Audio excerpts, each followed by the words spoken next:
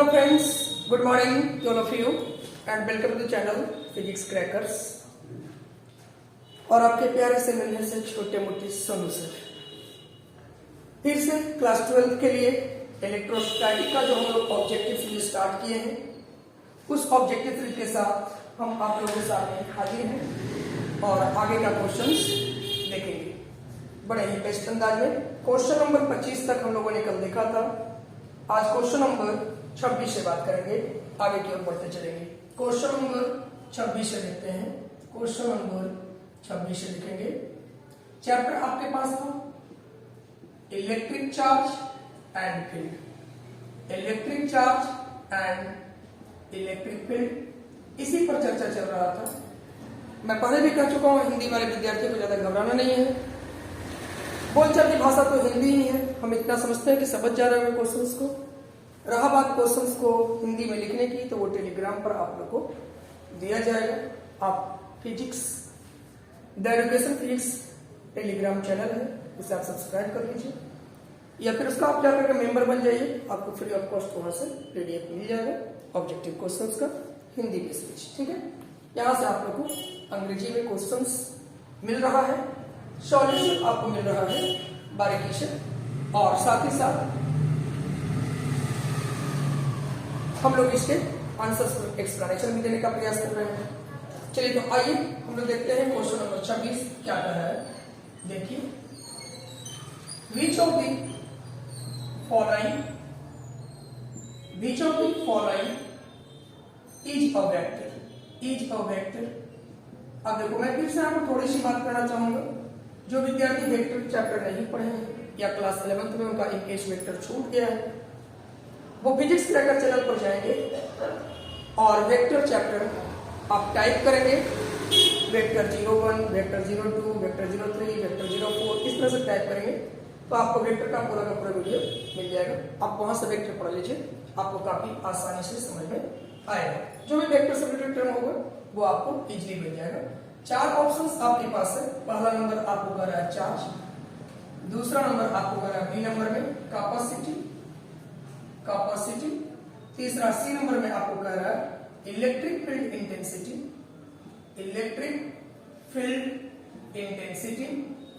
Intensity, और fourth number में आपको कह रहा है नन ऑफ दीज नॉट, ठीक है। अब देखो, सबसे पहला नंबर अगर मैं बात करूं कि क्या चार्ज, तो चार्ज को डिफाइन किया गया है Q बराबर आपने पढ़ा था I/T। इलेक्ट्रिक करंट कौन सी क्वांटिटी है, तो स्केलर क्वांटिटी है। टाइम भी स्केलर है। इन दोनों से जो मेरा चार्ज वो भी आपका स्केलर, यानी चार्ज स्केलर हो गया। चार्ज क्या हो गया, स्केलर। कैपेसिटी Q बराबर आप से ही पढ़ते हो, तो C अभी आपने पढ़ा क्या चीज, स्केलर। भी आपका क्या है, पोटेंशियल डिफरेंस, ये भी आपका क्या है, स्केलर, ये भी आपका क्या है, स्केलर।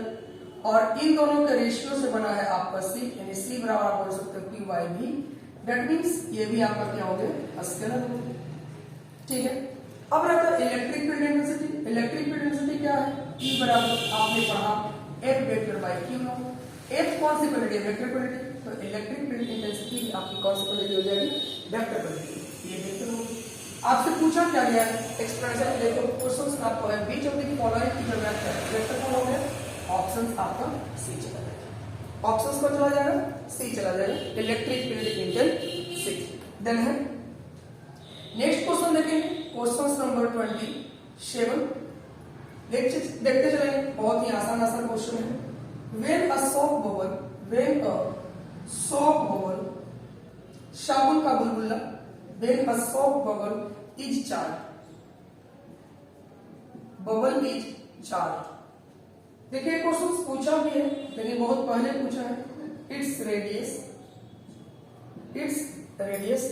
अब करें, जब सॉफ्ट बबल को आप क्या करते हो, चार्ज करते हो, तो इसका रेडियस क्या हो जाएगा, ठीक है। आपके पास 4 ऑप्शन तो मिलते ही मिलते हैं। नंबर फर्स्ट में आपको कह रहा है इंक्रीज, नंबर सेकंड में कह रहा है डिक्रीज, नंबर थर्ड में कह रहा है आपको रिमेन्स द सेम, और नंबर 4 में कह रहा है नॉन, नन ऑफ दीज, ठीक है। अब बोलो एक सॉफ्ट बबल साबुन के बुलबुले को जब आप चार्ज देते हो, चार्ज देने का मतलब आप उस पर इलेक्ट्रॉन दे रहे हो, या फिर कभी कभी आता है कि इलेक्ट्रॉन आप निकाल रहे हो, तो हम समझते हैं कि सॉफ्ट बबल से इलेक्ट्रॉन को निकालना थोड़ा सा टफेस्ट है, बट इलेक्ट्रॉन प्रवेश करवाया जा सकता है।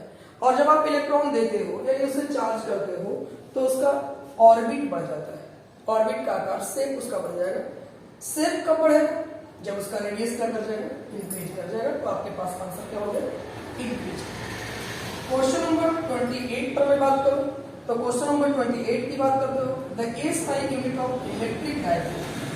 देखो the SI unit of electric dipole की बात कर रहा है, इलेक्ट्रिक डायपोल की बात कर रहा है, याद रखोगे। ठीक है, चार ऑप्शन तो आपके पास हैं। कौन कौन से ऑप्शन है? तो नंबर 8 में कर रहा है कूलॉम मीटर, ऑप्शन बी में आपके पास है कूलॉम पर मीटर, ऑप्शन सी में आपके पास है कूलॉम मीटर स्क्वायर, और ऑप्शन डी आपके पास है कूलॉम स्क्वायर मीटर। ठीक है, ये चार ऑप्शंस। देखो यहां पर मैं आपको बता रहा हूं कि डायपोल होता क्या है। तो दो चार्ज जो अपोजिट नेचर के हो, सेम नेचर के चार्ज नहीं, कि कौन सा चार्ज? दो चार्ज जब अपोजिट नेचर के होंगे और वेरी स्मॉल डिस्टेंस के साथ अरेंज किए जाएंगे तो इस पूरी अरेंजमेंट को क्या बोलते हैं? डायपोल बोलते हैं। क्या बोलते हैं? डायपोल बोलते हैं। अब जैसे ही डायपोल की बात आती है तो डायपोल तो ये हो गया, नाम इसका ए और इसका नाम बी दे सकते हो। तो A B is the dipole, A B is the dipole, इसमें नो डाउट। अब यहां पर आपके पास दिमाग में आता है कि सर क्या इसका यूनिट होगा? तो बोलो चार्ज डायपोल को लिखने का डायपोल मोमेंट हम लोग लिखते हैं और पी वेक्टर से लिखते हैं, बराबर लिखते हैं क्यू इंटू बीच के स्मॉल सेक्शन को 2L से या 2A से लिखा जाता है, 2L से या 2A से लिखा जाता है। तो अब तुम खुद ब खुद बताओ क्यू के लिए क्या बोलोगे और L के लिए क्या बोलोगे वाले? मीटर। तो कूलॉम मीटर क्या हो गया? Coulomb metre. इसे बताने वाले एक वैज्ञानिक थे जिनका नाम डीवाई था। क्या नाम था? डीवाई था। डीवाई का वैज्ञानिक बता रहा हूँ, कहीं कहीं पर अगर इसका यूनिट आपको ऑप्शंस में भी डीवाई मिल जाए तो आप डीवाई भी लगा सकते हैं। ऑप्शंस क्या लगा सकते हैं? डीवाई लगा सकते हैं। ठीक है, तो आपको बेहतर सा रिजल्ट मिल जाएगा डीवाई। क्या मिल जाएगा? डीवाई। ठीक है, याद रहेगा। एक तो हो गया कूलॉम मीटर और दूसरा हो जाएगा डीवाई। नेक्स्ट क्वेश्चन देखते हैं, क्वेश्चन नंबर 29 पर मैं बात करूं। 29 बड़ा ही सिंपल और सामान्य सा क्वेश्चन आपको मिलता जा रहा है। करा क्या चीज जो देखिए आपके पास क्वेश्चन नंबर 29 है, the expression for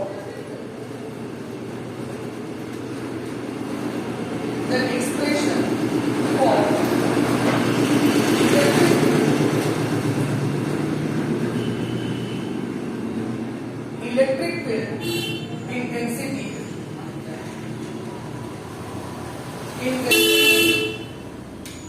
E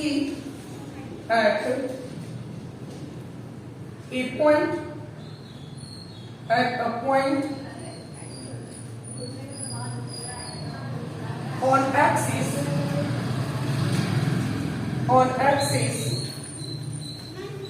at very small distance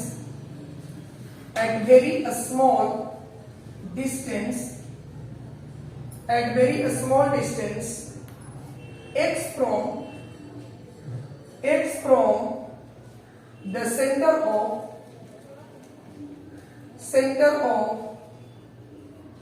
a uniform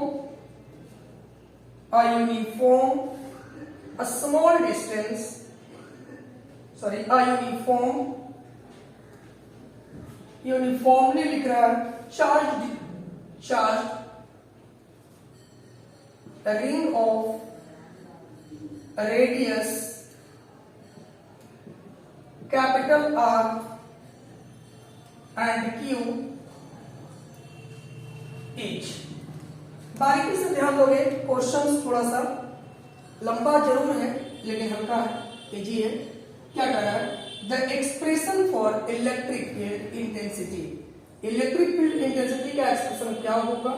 eight A point, किसी बिंदु पर, ऑन एक्सिस यानी अक्ष के किसी बिंदु पर, एट वेरी स्मॉल डिस्टेंस बहुत छोटी सी दूरी पर, जो x है, from the centre of uniformly charge ring. एक यूनिफॉर्मली चार्ज रिंग है, उसके सेंटर से x दूरी पर मान लो कि आपके पास ये एक रिंग रहा, ठीक है, और इसका रेडियस मैंने कहा ये है, और यही एक एक्सिस ही बोल दो, इसके रेडियस को आप कैपिटल R बोल सकते हो, और इसके अबाउट चलो कोई पॉइंट पर बोला जा रहा है, चलो मैंने कह दिया कि ये कोई पॉइंट P हो, अंदर भी हो सकता है बाहर भी हो सकता है, ठीक है, ऐसा कुछ बोला नहीं इनसाइड, ठीक है। x from the center of a uniformly charging of radius capital R and Q, तो सेंटर से बहुत कम दूरी पर, मतलब बाहर का कोई बिंदु तो नहीं, अंदर का कोई बिंदु, वो अंदर का कोई बिंदु चलो मैंने कह दिया x,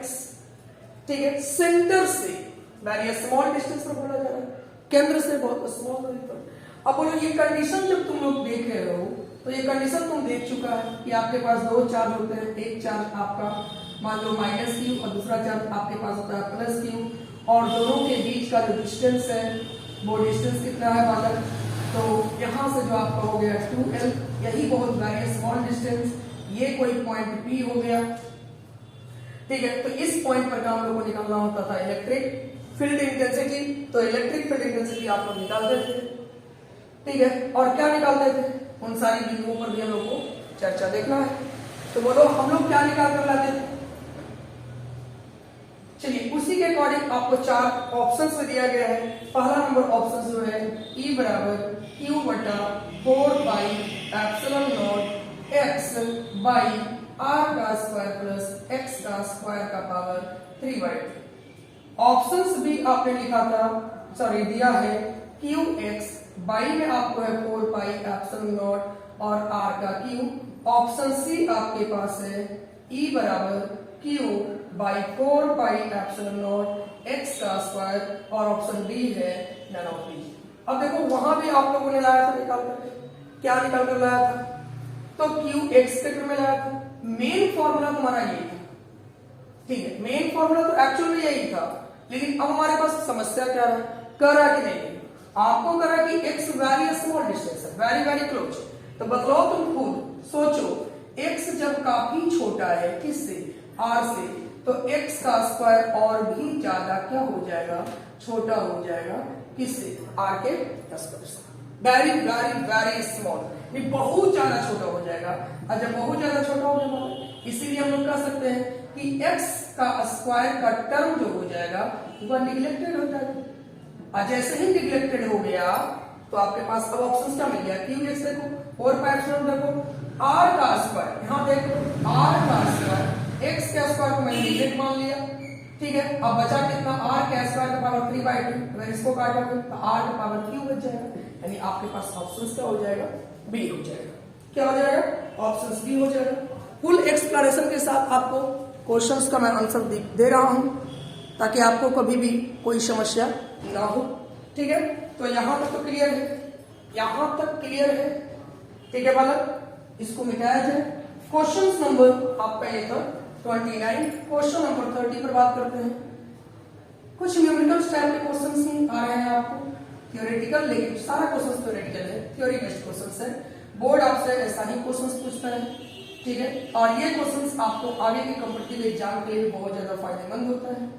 कोई भी आजकल रेलवे का भी एग्जाम दे रहे हो, एसएससी का एग्जाम दे रहे हो, तो कहीं भी आपको फिजिक्स का क्वेश्चन मिल जाता है, और भर भर के मिल रहा है क्वेश्चन, तो वहां भी आपके लिए बहुत ज्यादा फायदेमंद हो जाए, ठीक है। आइए अब क्वेश्चन नंबर हम लोग 30 पर बात करते हैं, 29 तक तो हम लोग देखें। क्वेश्चन नंबर 30 की बात करें, क्वेश्चन नंबर 30 हमारे पास क्या कर रहा है, क्वेश्चन 30 समझिएगा, कर रहा है 3 पॉइंट चार्जेस, एकदम आराम से देखना है, 3 point charges, 3 point charges, for Q, capital Q and a small q are placed in a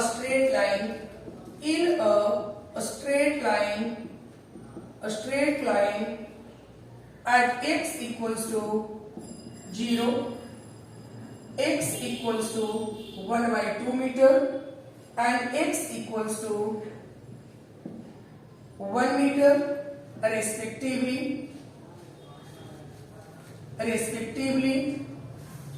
if the net force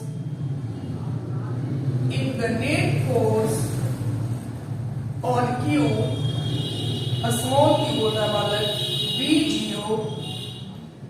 B0, the value of capital Q is आपके पास चार options, option number A -q, option number B -2q, option number C -q/2 और option number D आपके पास जो है बालक 4q। अगर बात रहा जहां तक डायरेक्ट ऑप्शंस मारने की, तो ऑप्शन तो डायरेक्ट आप लगा दोगे। क्या ऑप्शंस लगाओगे बालक? तो ऑप्शन नंबर ए हो जाएगा। ऑप्शन नंबर कितना हो जाएगा? ए हो जाएगा। अब इसको चलो सॉल्व करके भी देख लेते हैं, सॉल्यूशन देख लेते हैं, एक्सप्लेनेशन देख लेते हैं। आपके पास जो करा है देखो, ये आपका पूरा का पूरा एक लाइन था। यहाँ पर आपके पास चार्ज 4q है और x बराबर 0 दूरी। यहाँ पर आपके पास कोई पॉइंट q रहा और यहाँ से ये दूरी x बराबर जो रह गया वो आप कह सकते हो x बराबर 1/2 मीटर। और लास्ट आपको जो यहाँ पर पॉइंट हो गया, यहाँ पर आपके पास q हो गया और ये डिस्टेंस यहाँ से आपको दे रखा बालक 1 मीटर। कितना मीटर बालक?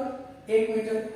अब आपको कहा जा रहा है कि बतलाइए, if the net force on Q will be 0, इस पर लगने वाला नेट फोर्स का मान 0 है, तो आपको पूछ रहा है कि इस Q का वैल्यू क्या होना चाहिए। तो नेट फोर्स एक तो इसके द्वारा लग सकता है और एक इसके द्वारा लग सकता है, दोनों फोर्सों को जोड़ो, रिजल्ट विल बी 0। यानी इसके द्वारा लगने वाला फोर्स, तो देखो 4q, इससे लगाओ 4q इंटू q, ठीक है, बहुत अच्छी बात। बाई में क्या होता है वाला? 4πε0 r का स्क्वायर। डन है। जोड़ोगे प्लस करोगे, इसके द्वारा लगाओ तो बोलो q बटा 4πε0 और डिस्टेंस में क्या बोलोगे? r का स्क्वायर। यहाँ कर लो r1 r के स्क्वायर में तो कितना होगा पूरा दूरी? 1 मीटर का स्क्वायर। यहाँ कितना होगा बालक? 1/2 मीटर का स्क्वायर। रिजल्ट मिल गया कितना? 0। अब बड़े आसानी से तुम कर सकते हो। देखो इसको मैं वो साइड भेजूं तो 4q का स्क्वायर बाई 4πε0, 1 का स्क्वायर 1 ही रह जाएगा, उधर भेजो माइनस, आपका कितना हो गया? कैपिटल Q स्मॉल q बटा में कितना वाला?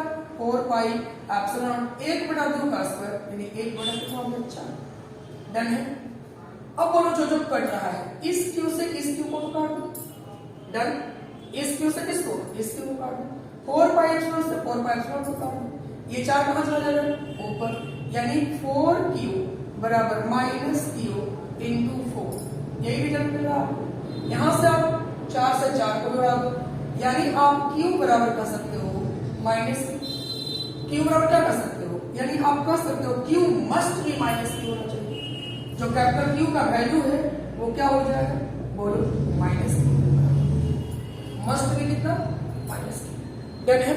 तो क्वेश्चंस हम उम्मीद करते हैं कि बड़ी बारीकी से समझ में आ रहा होगा और इसमें न्यूमेरिकल टाइप का क्वेश्चंस है, आपको बोर्ड एग्जाम में सीधे सीधे पूछ दिया जाता है, आप आराम से बना सकते हो। क्वेश्चन नंबर 30 रहा। क्वेश्चन नंबर आ जाइए 31 पर देखते हैं। 31 की बात न करो, 31 की बात न करो।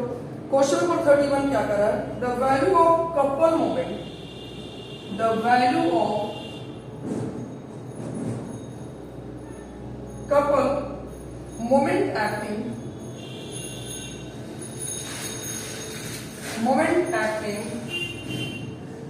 on electric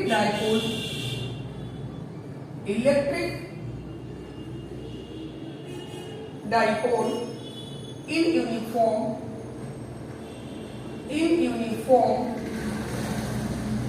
electric field is maximum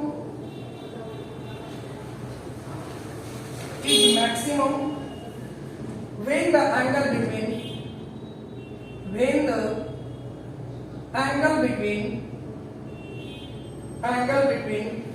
the axis of dipole and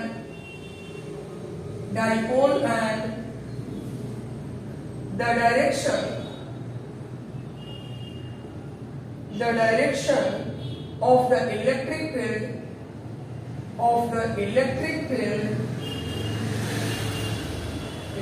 field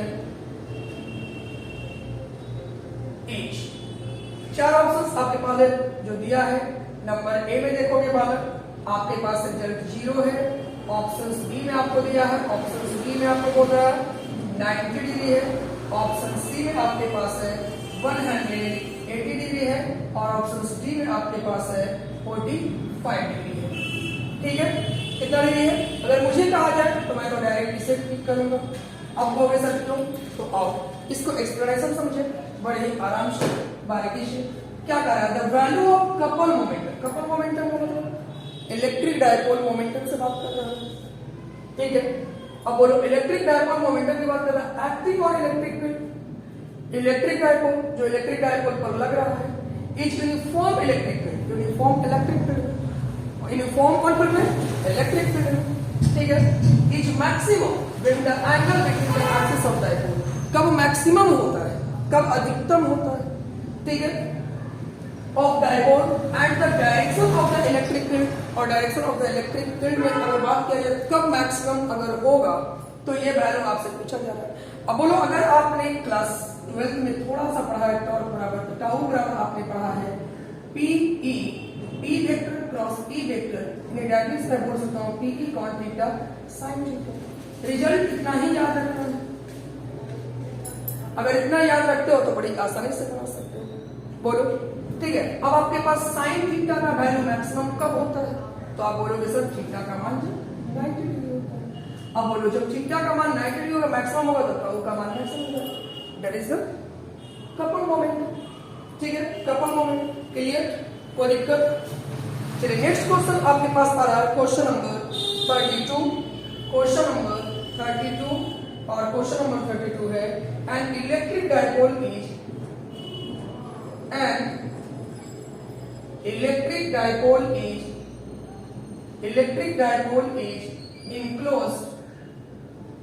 enclosed by a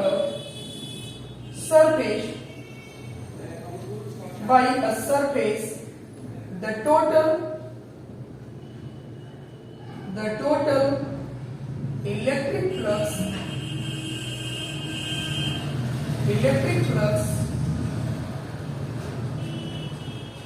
over the surface is। चार ऑप्शंस आपके पास है। Number first infinite, option B आपके पास है 0, ऑप्शन सी आपके पास है dependent on both, option C है आपके पास, ऑप्शन बी है आपके पास डिपेंडेंट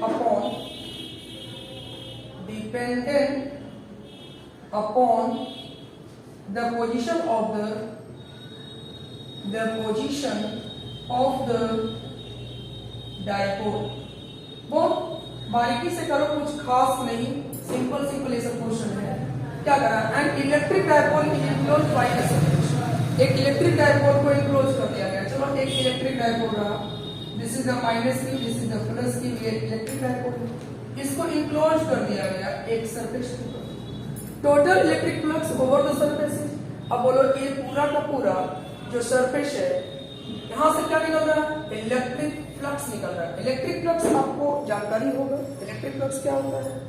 तो सरफेस के साथ जो इलेक्ट्रिक फोर्स लाइंस का डायरेक्शन होता है सरफेस के अलॉन्ग में जितनी नंबर ऑफ लाइंस पास कर सकता है किसी भी क्लोज सरफेस से, जितनी number of lines of force क्या कर सकता है, यानी फोर्स लाइंस जितना नंबर में पास करेगा वो total number of force lines क्या हो जाता है, उसी को हम लोग बोलते हैं इलेक्ट्रिक फ्लक्स बोलते हैं। अब बोलो यहाँ पर आपके पास चार ऑप्शंस है, तो क्या क्या चीज पर डिपेंड कर रहा है? N electric dipole enclosed bye a surface, the total electric flux over the surface कितना होगा? तो मैं बोल सकता हूँ एक तो इनफाइनाइट भी हो सकता है, क्या हो सकता है, और दूसरा क्या हो सकता है, 0 भी हो सकता है। यानी ये दोनों चीज पर डिपेंड कर रहा है। किस पर डिपेंड कर रहा है? तो एक इनफाइनाइट और 0 डिपेंड ऑन दोनों पर डिपेंड करता है सरफेस कैसा है, कितना बड़ा कितना छोटा है, कैसा है। तो N electric dipole is enclosed जब हो गया तो यहाँ पर बोल दोगे बोथ। किस पर, यानी कि डिपेंड करता है। देखो फाई बराबर आपको पढ़ा गया ई वेक्टर और dot com vector S vector, यानी इलेक्ट्रिक फील्ड इंटेंसिटी पर भी डिपेंड करता है और सरफेस पर भी डिपेंड करता है। इलेक्ट्रिक फील्ड इंटेंसिटी पर भी डिपेंड करता है और किस पर डिपेंड करता है, सरफेस पर डिपेंड करता है। इसलिए हम बोलेंगे डिपेंडेंट ऑन बोथ, दोनों पर क्या करेगा, डिपेंड करेगा, इलेक्ट्रिक फील्ड पर भी और किस पर, सरफेस पर। हम उम्मीद करते हैं पॉइंट्स काफी बारीकी से क्लियर हो गया होगा। ठीक है, फटाफट मैं स्क्रीनशॉट लेते हुए क्वेश्चंस को आप नोट कर सकते हैं और हम उम्मीद करते हैं बड़ी बारीकी से आप लोग को समझ में आ रहा होगा क्वेश्चंस, कहीं कोई परेशानी नहीं होनी चाहिए। मुझे ऐसा लग रहा है कि कोई फीलिंग नहीं आनी चाहिए कि सर मुझे ये समझ में नहीं आ रहा है। ठीक है, तो बड़ी बारीकी से क्वेश्चंस आपके दिमाग में जाना चाहिए। यहाँ तक क्लियर हो गया। आइए क्वेश्चन नंबर 33 पर मैं बात करूं। क्वेश्चन नंबर 33 की मैं बात करता हूं, फटाफट में क्वेश्चन देखते हैं। क्वेश्चन नंबर 33,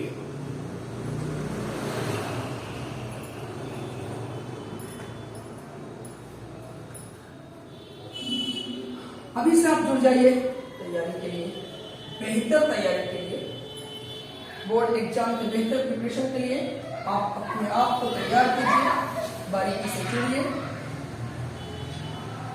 और अपनी तैयारी में तेज धार बनाइए। ठीक है, तो हम लोग नेक्स्ट क्वेश्चन की बात करें। क्वेश्चन नंबर 32 तक बात किया हम लोगों ने।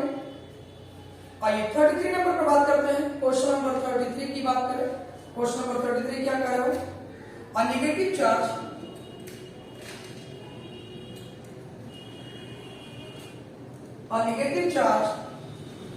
of 1 coulomb on a body is possible if the number of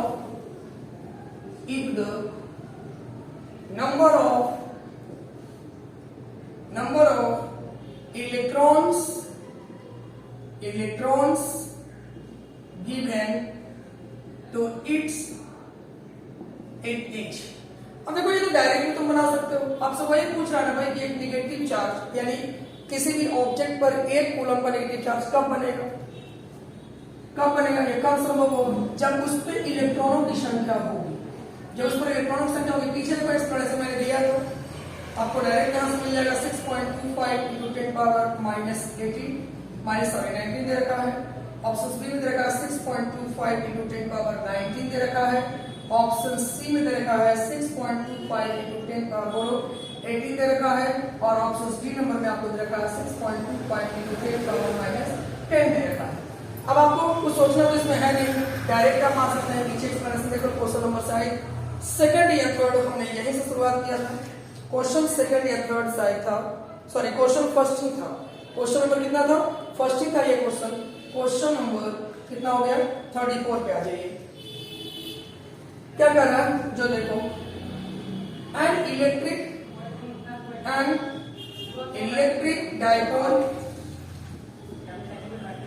dipole of moment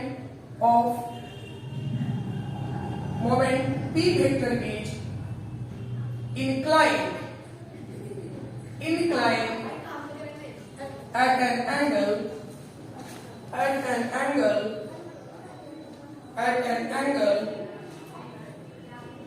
with an electric field intensity E vector. The torque acting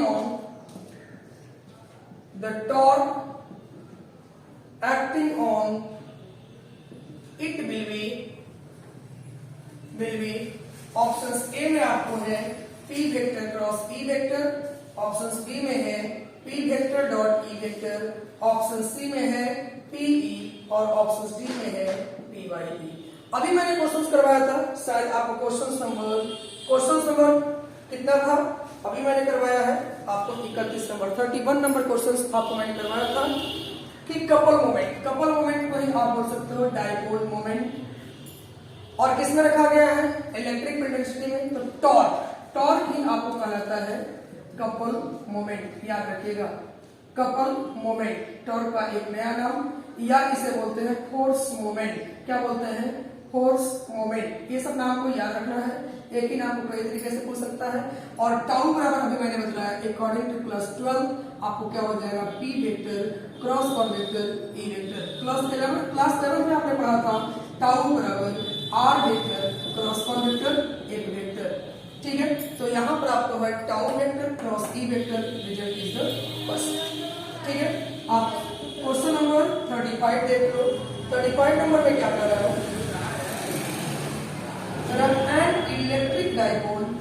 an electric dipole p vector is inclined at 90 degree with uniform electric field E vector, then the torque acting on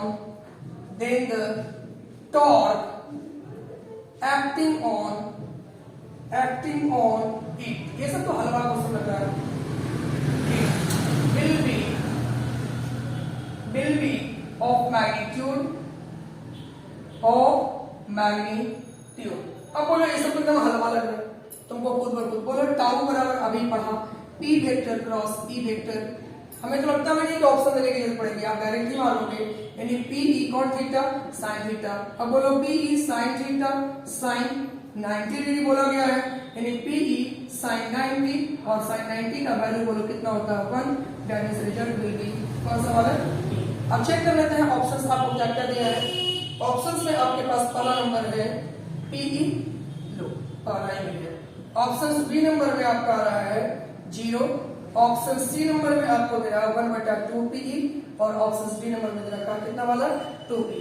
अब कुछ बताने की requirement तो है नहीं, direct मार दो P, खत्म। ठीक है, नेक्स्ट क्वेश्चन नंबर आप देख लो 36 नंबर क्वेश्चन क्या कर रहा है जो देखो, एन इलेक्ट्रिक डायपोल, फिर वही इलेक्ट्रिक डायपोल का क्वेश्चन, एन इलेक्ट्रिक डायपोल। बस क्वेश्चन देखो ढंग से समझो, टिक आउट खुद करने का प्रयास करो। N electric dipole of moment P vector will and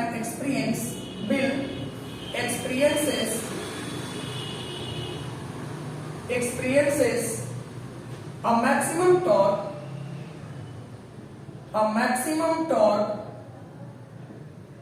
maximum torque in uniform electric field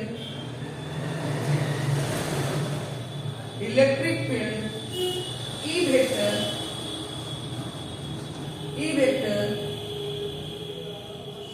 when the angle between P vector and E vector is option number A 0 degree, option number B 90 degree, option number C 60 degree और option number D आपके पास है 30 degree. अब बोलो questions तो मुझे लग रहा है कि आप डायरेक्टली बना सकते हो। करा an electric dipole moment of B experiences a maximum torque को कब फील करता है? तो पहले तो टॉर्क का फॉर्मूला आपके पास क्या है, तो बोलो P vector cross E vector. That means आप क्या लिखते हो पी ई और क्या लिखोगे साइन थीटा का मान मैक्सिमम, तो टॉर्क का मान मैक्सिमम। साइन थीटा का मान मैक्सिमम कब होता है? जब थीटा का 90 डिग्री मान लो डायरेक्ट, यानी पी ई साइन कितना रंग लिखेंगे 90 डिग्री। दैट मींस आपके पास रिजल्ट जो मिल जाएगा वाला क्या मिल जाएगा 90 डिग्री।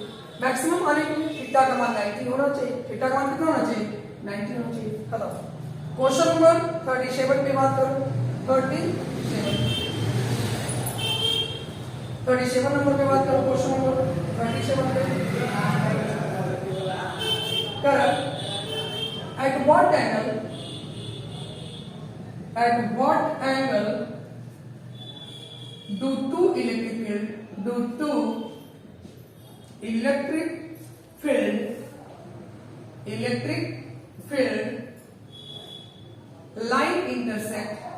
line इंटरसेप्ट कौन अदर ईच अदर। देखो कितना क्वेश्चन बेवकूफ बनाया गया है, ठीक है। चलो बेवकूफी की बात मैं पहले बाद में करूंगा, पहले ऑप्शन में दे दो 90 डिग्री, ऑप्शन बी में है आपके पास 45 डिग्री, ऑप्शन सी में 30 डिग्री और ऑप्शन डी में है आपको do not intercept, do not intercept. हम उम्मीद करते हैं कि आप समझ चुके होंगे कि क्वेश्चन का ऑप्शन क्या होगा। राइट व्हाट एंगल, वह कौन सा एंगल है जिस पर इलेक्ट्रिक फील्ड लाइन क्या करता है, इंटरसेप्ट करता है। मैंने आप लोगों को बताया था कि इलेक्ट्रिक फील्ड लाइन इंटरसेप्ट कभी भी एक दूसरे को नहीं करेगा। मैंने आपको बताया था कि इलेक्ट्रिक फील्ड लाइन एक दूसरे को कभी भी इंटरसेप्ट नहीं करता है। अब इंटरसेप्ट तभी करेगा जब एक ही पॉइंट उसका डायरेक्शन एक से अधिक होगा, जो कि प्रैक्टिकली कभी भी पॉसिबल नहीं है। मतलब आपके पास एक जवाब मिलेगा, कोई भी एंगल कर दे, उससे क्या मतलब है, सीधी सी बात है कि डू नॉट इंटरसेक्ट करेगा। देन है कोई दिक्कत। क्वेश्चन नंबर 38 पर मैं बात कर रहा हूँ, 38 नंबर पे बात कर रहा हूँ। The quantum of electric charges, सबको याद रखना, the quantum of electric charges, the quantum of electric charges, electric charges, ये पूछा हुआ क्वेश्चन है, electric charge in ES unit, ES unit, ठीक है। ईएस यूनिट की बात कर रहा है, बस आपको ये सब रट जाना है, ये सब रटने वाली चीजें हैं, इसमें कोई एक्सप्लेनेशन आपको काम नहीं करेगा। आप मेन रूप से याद रखो 4.78 इंटू 10⁻10, ऑप्शन बी में आपके पास है 1.6 इंटू 10⁻19, ऑप्शन सी आपके पास है 2.99 इंटू 10⁻9 और ऑप्शन डी आपके पास है -1.6 इंटू 10⁻19। रट्टा मारने वाला है 4.78 इंटू 10⁻10। ये सब चीज कुछ चीजें जो है उसको कॉमनली रट जाओ, ठीक है। और ये पूछा हुआ क्वेश्चन से इसको रट जाना, 4.78 इंटू 10⁻10 होता है, ठीक है। मिटा दीजिए। आइए तो क्वेश्चन नंबर 38 के बाद 39 नंबर क्वेश्चन देखते हैं, और 39 नंबर क्वेश्चन मेरा क्या करता है, आइए समझे इसको बारीकी से। क्वेश्चन नंबर 39, क्वेश्चन नंबर 39 आपको कह रहा है इलेक्ट्रोस्टैटिक फील्ड इज, देखो इलेक्ट्रोस्टैटिक फील्ड इज, ठीक है। इलेक्ट्रोस्टैटिक फील्ड इज, चार ऑप्शंस आपके पास है। पहला नंबर ऑप्शन लिख रहा है कंजर्वेटिव, 39 नंबर है कंजर्वेटिव, ठीक है। ऑप्शंस बी नंबर में आपको बोल रहा है नॉन कंजर्वेटिव, नॉन कंजर्वेटिव, ठीक है। ऑप्शंस नंबर सी में आपको है somewhere conservative, conservative and somewhere non-conservative, और ऑप्शंस बी में है आपको नॉट। अब बोलो ये सब चीजें आपको जानने की चीजें हैं, समझने की चीजें हैं, थोड़ी सी बातें समझोगे। फोर्स जो होता है वह दो प्रकार का होता है, एक का कंजर्वेटिव नाम होता है और दूसरे का नॉन कंजर्वेटिव। क्लास 11 थोड़ा सा अगर आपने पढ़ा है तो वहां पर आपने फ्रिक्शन चैप्टर में और वर्क एनर्जी पावर में दो प्रकार के फोर्स के बारे में आपने जाना होगा। वर्क एनर्जी पावर में मेन रूप से कि फोर्स वर्क जो होता है वो दो प्रकार के फोर्स पर डिपेंड करता है, एक कंजर्वेटिव फोर्स पर और दूसरे नॉन कंजर्वेटिव पर। तो कंजर्वेटिव फोर्स में आपको तीन आंसर्स मिले होंगे, एक मिला होगा स्प्रिंग फोर्स, कंजर्वेटिव फोर्स है, ठीक है, स्प्रिंग फोर्स। दूसरा नंबर आपको मिला होगा इलेक्ट्रोस्टैटिक फोर्स, आपको कौन सा फोर्स है, इलेक्ट्रोस्टैटिक फोर्स, कौन सा फोर्स है, कंजर्वेटिव फोर्स है। और तीसरा नंबर आपको मिला था वाला ग्रेविटेशनल फोर्स, कौन फोर्स, ग्रेविटेशनल फोर्स आपका कौन है, कंजर्वेटिव फोर्स है। याद रखना कंजर्वेटिव फोर्स में ये तीन प्रकार का फोर्स हमेशा याद रखना। स्प्रिंग फोर्स, इसको हम लोग इलास्टिक फोर्स भी करते हैं, कौन फोर्स करते हैं, इलास्टिक फोर्स, प्रत्यास्थ बल, कौन बल, प्रत्यास्थ बल। इलेक्ट्रोस्टैटिक बल स्थिर वैद्युत बल और ग्रेविटेशनल फोर्स गुरुत्वाकर्षण बल, ये तीन जो है वो कंजर्वेटिव है, कौन वेटिव है, कंजर्वेटिव। अब इनके कारण जो भी फील्ड बनेगा वो सबका सब कैसा होगा, कंजर्वेटिव। हाँ तो ऑप्शंस डायरेक्ट। नॉन कंजर्वेटिव याद रखना, एक ही फोर्स में भी मेन रूप से जाना जाता है जिसका नाम है कौन फोर्स, फ्रिक्शनल फोर्स। इसको याद रखना, non conservative, non conservative, conservative, non conservative, बात याद रहेगा। यानी जब भी अगर फील्ड की बात करें और पोटेंशियल की बात करें तो आपको पहले चेक करना है कि कौन से फोर्स के कारण बात किया जा रहा है, ठीक है। अब यहाँ पर बोल दिया इलेक्ट्रोस्टैटिक फील्ड, इलेक्ट्रोस्टैटिक फील्ड जैसे ही बोल दिया आप एकदम दिमाग में लगा लो कि electrostatic field that is electrostatic force के कारण बन रहा है, इलेक्ट्रोस्टैटिक फोर्स दैट इज कौन सा, कंजर्वेटिव फील्ड बन जाएगा। कौन फील्ड बन जाएगा, कंजर्वेटिव फील्ड बन जाएगा।